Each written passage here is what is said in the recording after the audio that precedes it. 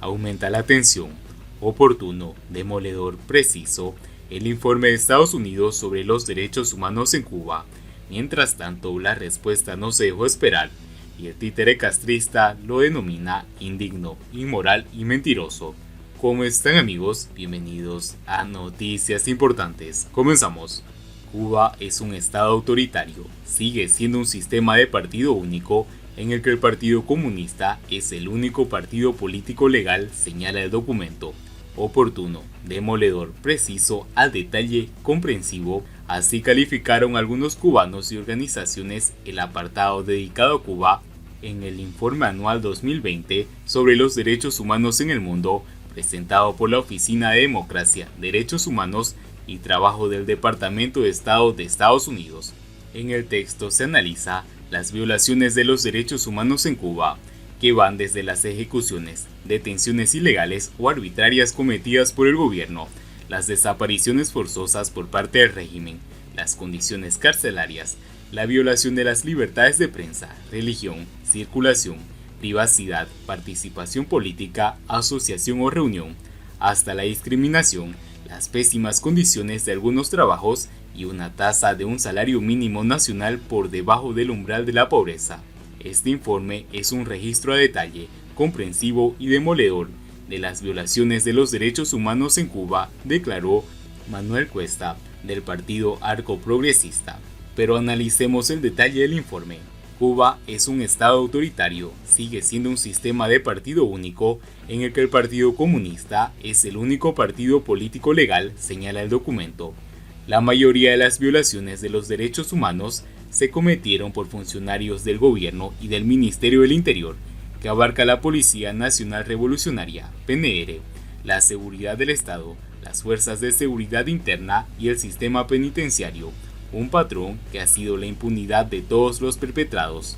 Uno de los casos citados fue el de Hansel Hernández Galeano, que desarmado fue victimado por un policía en La Habana, muerte que aún no ha sido esclarecida. Al menos 8 prisioneros murieron bajo custodia en una variedad de circunstancias sospechosas. Las condiciones carcelarias eran duras y potencialmente mortales. Hubo informes de que los funcionarios de las prisiones agredían a los presos. Las cárceles estaban sobrepobladas y las instalaciones, el saneamiento y la atención médica eran deficientes. Asimismo, advierten los múltiples informes de activistas detenidos cuyo paradero se desconoció durante días o semanas porque el gobierno no registró estas detenciones, muchas de las cuales ocurrieron en sitios no registrados. Un aspecto importante del texto es la exposición de la macabra influencia de los funcionarios de la seguridad del Estado cubano en países de la región como Venezuela y Nicaragua, donde capacitaron y apoyaron a otras organizaciones en el uso de tácticas represivas y abuso de derechos humanos, y en ocasiones participaron directamente en los abusos. Por ejemplo, miembros de las fuerzas de seguridad cubana estaban integrando los servicios de la seguridad e inteligencia del régimen de Nicolás Maduro en Venezuela y fueron fundamentales para transformar la Dirección General de Contrainteligencia Militar Venezolana, por sus siglas DGCIM, de una pequeña organización enfocada en amenazas externas a una organización mucho más grande enfocada a vigilar a los venezolanos y reprimir a la disidencia. Informes de la ONU acusaron a la DGCIM de tortura y muchos expresos venezolanos dijeron que los cubanos, identificados por sus acentos distintivos, supervisaban mientras el personal de la DGCIM maltrataba a los presos.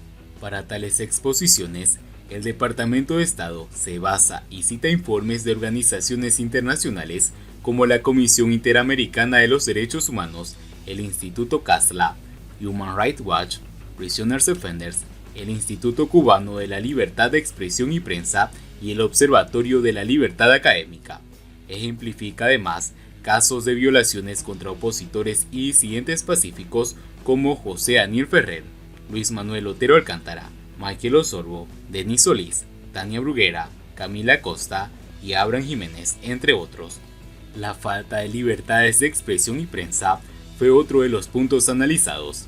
Al respecto, explicaron el acoso y la represión contra cualquier periodista independiente que informa sobre la realidad y las violaciones de los derechos humanos en Cuba, las restricciones y el control del acceso a Internet, bloqueo de sitios web, de comunicaciones de personas críticas con el gobierno, así como el arresto, intimidación, encarcelamiento y vigilancia sin restricciones para censurar la información crítica del régimen y silenciar a sus críticos. Resaltaron casos como el del médico Alexander Raúl Pupo Casas, expulsado de su programa de residencia de neurología en el Hospital Ernesto Che Guevara por manifestar públicamente su disidencia política. Asimismo, subrayaron cuestiones como la discriminación académica y las regulaciones de la salida del país a activistas o disidentes pacíficos como forma de castigo. Para cometer muchas de estas arbitrariedades, el régimen cubano utilizó como pretexto la pandemia del COVID-19. Entre los sucesos más conocidos se halla el allanamiento de la sede del movimiento San Isidro en La Habana y el desalojo de los huelguistas por supuestamente estar incurriendo en un delito de propagación de epidemias. La represión contra José Daniel Ferrer y la Unión Patriótica de Cuba, UNPACU, fue igualmente expuesta. Ferrer fue liberado en abril de 2020 luego de 6 meses de encarcelado. Sobre la UNPACU no ha cesado el hostigamiento. Actualmente, alrededor de 50 activistas de la organización, incluido su líder, se hallan en huelga de hambre como protesta ante el cerco policial y la represión. Cuba es un estado totalitario en toda su expresión. Además de basarse en informes de organizaciones internacionales de los derechos humanos, el Departamento de Estado, para ejemplificar las violaciones, citó la propia legislación cubana y la Constitución aprobada en 2019. Entre los artículos referidos a la libertad de expresión y prensa, la protección de los derechos de privacidad de los ciudadanos en sus hogares y la correspondencia, el derecho de habeas corpus, así como el reconocimiento de la división de poderes ejecutivo, judicial y legislativo, aunque en la práctica esto no existe. Los funcionarios del régimen también quebrantan la legislación vigente al cometer coacciones durante los interrogatorios y detenciones domiciliarias o arbitrarias sin presentar órdenes judiciales. Esta ausencia de libertades ciudadanas y derechos, según el historiador y periodista Dimas Castellano, es una expresión de la existencia en Cuba de un estado totalitario en toda su expresión.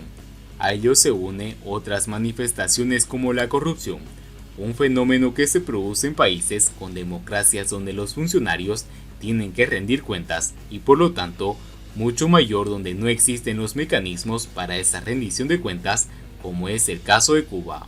Mientras tanto, el títere castrista califica de indigno, inmoral, mentiroso, además que dice que acuden a una infame retórica de siempre calumniar a la isla heroica, escribió el gobernante. El presidente cubano Miguel Díaz-Canel calificó el día jueves de indigno, inmoral y mentiroso el informe anual del Departamento de Estado de Estados Unidos sobre la situación de los derechos humanos. Acuden a la infame retórica de siempre calumniar a la isla heroica que sufre un bloqueo, que es un embargo criminal impuesto por el gobierno de Estados Unidos, causando enorme daño al pueblo cubano, escribió el gobernante en su cuenta de Twitter. Mientras tanto, el ministro cubano de Exteriores, Bruno Rodríguez, rechazó por engañosos y politizado el documento publicado que sirve de guía al Congreso de Estados Unidos al momento de determinar la ayuda exterior a cada país. El canciller agregó que Estados Unidos no podrá empañar el desempeño mundialmente reconocido de Cuba y sus indicadores de justicia social, respeto, protección de los derechos humanos de nuestra población. En la introducción del texto, el secretario de Estado, Antony Blinken, afirmó que las restricciones del gobierno en Cuba siguen vulnerando la libertad de expresión, asociación, religión, creencias y movimiento. En la sección dedicada a la isla, Washington aseguró que los funcionarios de gobierno, por órdenes superiores, cometieron la mayor parte de los abusos de los derechos humanos, y Estados Unidos calificó a Cuba como un estado autoritario. Dijo que la libertad de prensa prácticamente no existe en este país y que se niega a los cubanos el derecho a formar partidos políticos. Y bien amigos, así vamos terminando las noticias importantes del día de hoy. Espero que las noticias hayan sido de su agrado y no olviden que nos ayudarían mucho compartiendo las noticias y así poder informar a muchas más personas de la verdadera realidad en Cuba. Muchas gracias por seguirnos, no olviden suscribirse, nos vemos en el siguiente informe.